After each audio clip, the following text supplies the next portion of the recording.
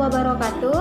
Perkenalkan, nama saya Lili Indayana, biasa dipanggil Yana, dengan NIM 2105134671 dari Prodi Pendidikan Fisika.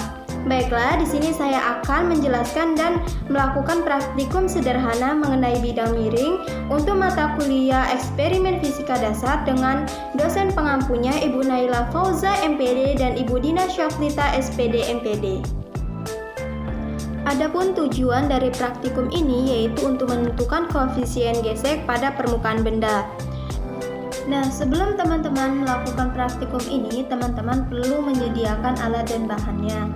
Nah, apa saja alat dan bahan untuk melakukan praktikum sederhana pada bidang miring ini? Yang pertama, teman-teman perlu menyediakan papan landasan. Nah, contohnya seperti ini untuk ketika kita melakukan praktikum pada bidang miring.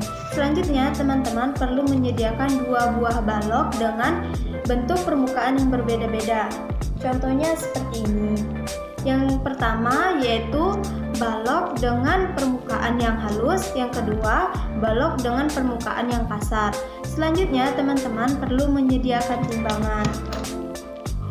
Nah, timbangan ini nantinya teman-teman gunakan untuk mengukur massa pada balok yang telah teman-teman sediakan.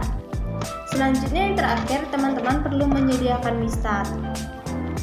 Nah, sebelum kita memulai praktikum sederhana ini, terlebih dahulu kita harus memahami apa-apa saja pembahasan yang dibahas dalam bidang miring.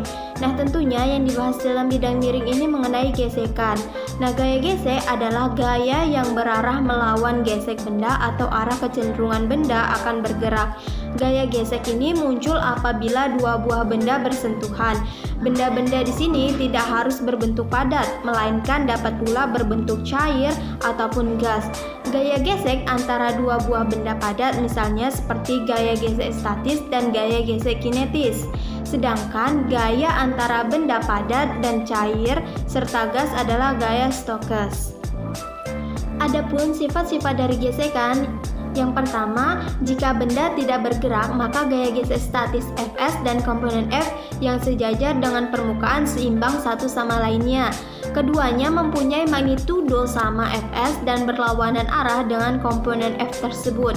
Yang kedua, magnitudo Fs mempunyai nilai maksimum Fs max yang diberikan oleh Fs max sama dengan US Fn. Yang ketiga, jika benda mulai bergeser di sepanjang permukaan, magnitudo di sepanjang gaya gesek berkurang dengan cepat sampai pada nilai Fk yang diberikan oleh Fk sama dengan UK Fn. Gaya gesek dibagi menjadi 2 jenis. Yang pertama gaya gesek statis dan yang kedua gaya gesek kinetis. Gaya gesek ini dibedakan antara titik-titik sentuh kedua permukaan yang tetap atau sering berganti atau menggeser. Contoh penerapan gaya gesek dalam kehidupan sehari-hari, contohnya seperti ban. Nah, pada ban kendaraan yang bergesekan pada aspal, semakin licin permukaan aspal, maka akan semakin kecil gesekannya. Begitu pula sebaliknya, semakin kasar permukaan aspal, maka akan semakin besar pula gaya geseknya. Yang kedua, contohnya seperti dengan menggosokkan atau menggerakkan kedua tangan akan mengeluarkan energi panas yang dapat menghangatkan tubuh kita. Contohnya seperti ini, ketika kita menggesekkan tangan kita, nah lama-kelamaan tangan kita akan terasa panas.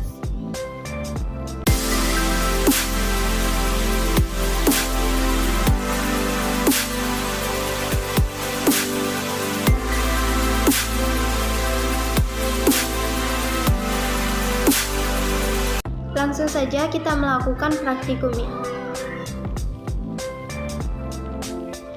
saja kita melakukan praktikum ini. Pertama-tama, sebelum teman-teman melakukan praktikum ini, teman-teman perlu mengukur massa pada kedua balok yang telah teman-teman sediakan. Di sini saya akan mengukur pada balok dengan permukaan yang licin ataupun halus.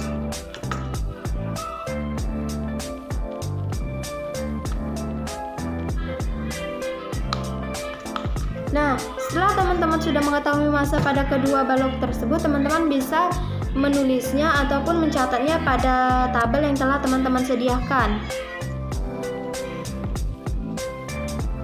Nah, langsung saja kita memulai praktikumnya. Yang pertama, saya akan menggunakan balok dengan bidang dengan permukaan yang licin ataupun halus. Nah, di sini pertama-tama kita pada permukaan yang licin kita akan melakukan 3 kali percobaan dengan tempat ataupun letak yang akan kita taruh pada balok tersebut dengan letak yang berbeda-beda. Yang pertama, di sini saya akan menaruhnya pada posisi yang lebih dekat dengan permukaan ataupun bawah pada papan. Nah, sebelum itu kita perlu mengukur depan dari balok ini hingga ke papan tersebut berapa panjangnya. Setelah kita ukur ini, selanjutnya maka balok ini akan kita miringkan. Nah, pada kemiringan dengan ketinggian berapakah balok tersebut, balok ini akan jatuh ke dasar. Nah, pada balok jatuh ke dasar ini, nanti ketinggian dari papan ini akan kita ukur ketinggiannya. Sebelum itu kita ukur dulu panjang dari awal balok hingga ke bawah papan.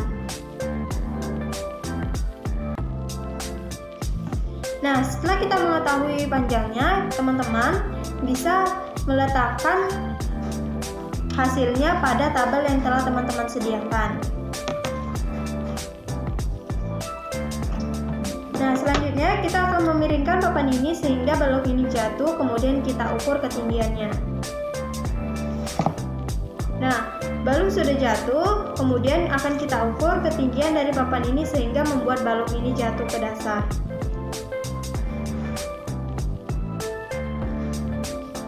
Setelah itu teman-teman bisa mencatatnya kembali pada tabel yang telah teman-teman sediakan, dan kemudian teman-teman bisa melakukan percobaan yang kedua dengan meletakkan balok ini di tempat yang berbeda-beda. Kemudian pada percobaan 3 sama halnya seperti itu.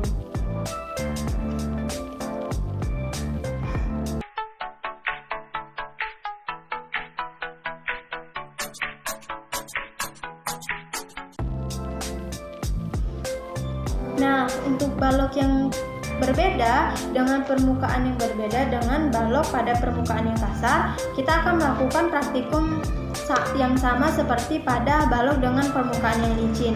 Nah, teman-teman bisa meletakkan balok ini pada tempat yang teman-teman inginkan. Kemudian teman-teman ukur depan dari balok ini hingga ke ujung dari papan. Kemudian kita miringkan sama halnya seperti pada balok yang licin dan kita ukur ketinggiannya.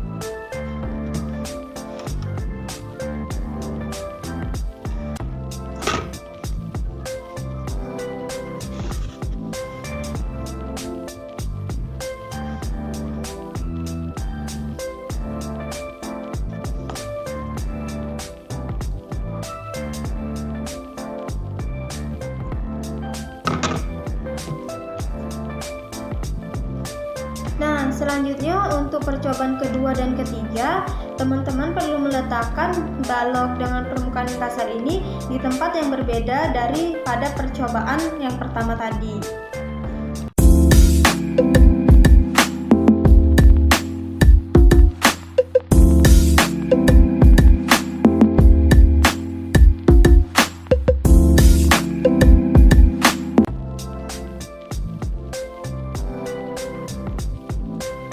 Nah, dari praktikum yang telah kita lakukan ini, jadi kita bisa menarik kesimpulan bahwasannya pada percobaan ini kita dapat menyimpulkan permukaan bidang yang kasar akan mengakibatkan gesekan yang semakin besar. Hal itu membuat kecepatan laju balok semakin lambat. Begitu pula sebaliknya, permukaan bidang yang halus dan licin akan menyebabkan gesekan yang lebih kecil sehingga kecepatan laju balok semakin laju. Mungkin hanya itu saja yang dapat saya sampaikan. Kurang dan lebihnya saya mohon maaf. Saya akhiri. Assalamualaikum warahmatullahi wabarakatuh.